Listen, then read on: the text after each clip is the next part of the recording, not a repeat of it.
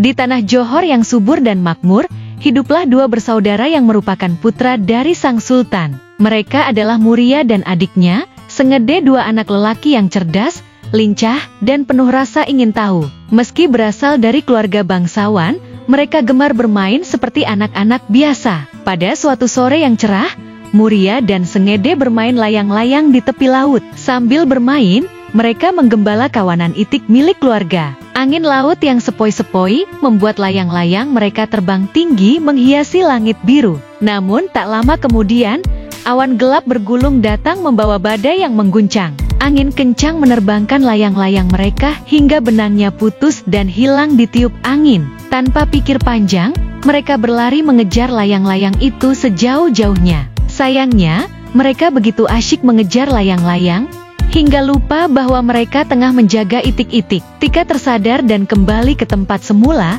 kawanan itik itu telah lenyap entah kemana. Wajah mereka seketika pucat oleh rasa bersalah. Dengan hati berat dan rasa takut, mereka pulang ke istana. Seperti yang mereka khawatirkan, ayah mereka marah besar.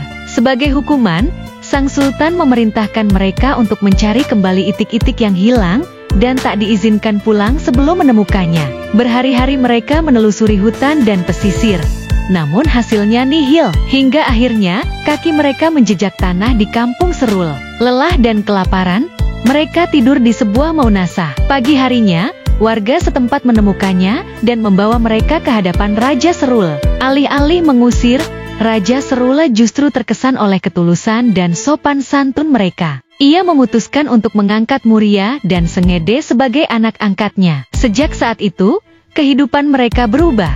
Anehnya, setelah keberadaan dua anak itu, negeri Serul dilimpahi kemakmuran dan kedamaian. Warga hidup tenteram, dan hasil bumi melimpah. Namun, keberhasilan itu menimbulkan iri di hati Raja Linge dari negeri seberang. Dengan niat busuk, Raja Linge membunuh Muria secara diam-diam. Muria dimakamkan di tepi sungai Samarkilang, Aceh Tenggara. Kematian Muria menjadi duka mendalam bagi Sangede dan rakyat Serul. Beberapa waktu berselang, Raja Serul membawa Sangede ke istana Sultan Aceh di Kutaraja, menghadiri pertemuan raja-raja kecil.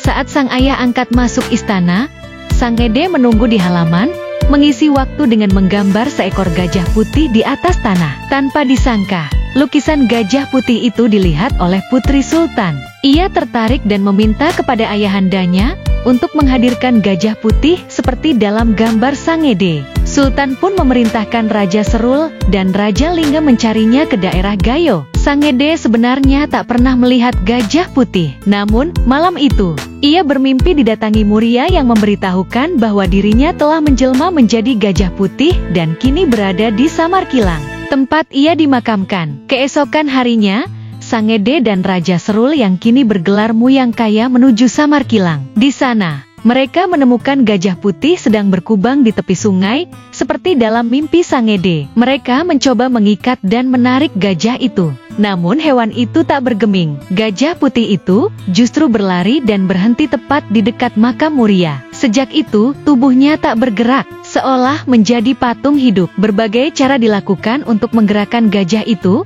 namun semua gagal. Hingga akhirnya, Sangede bernyanyi sambil menari, meliukan tubuhnya dengan gerakan yang lembut. Ajaibnya, gajah putih itu mulai tertarik. Raja Serul pun ikut menari. Perlahan, gajah putih bangkit dan mengikuti irama gerakan mereka. Dengan tarian itu, Sangede memimpin gajah putih hingga ke istana Sultan Aceh. Tarian yang memikat ini kelak dikenal sebagai tari Guel, warisan budaya dari tanah Gayo.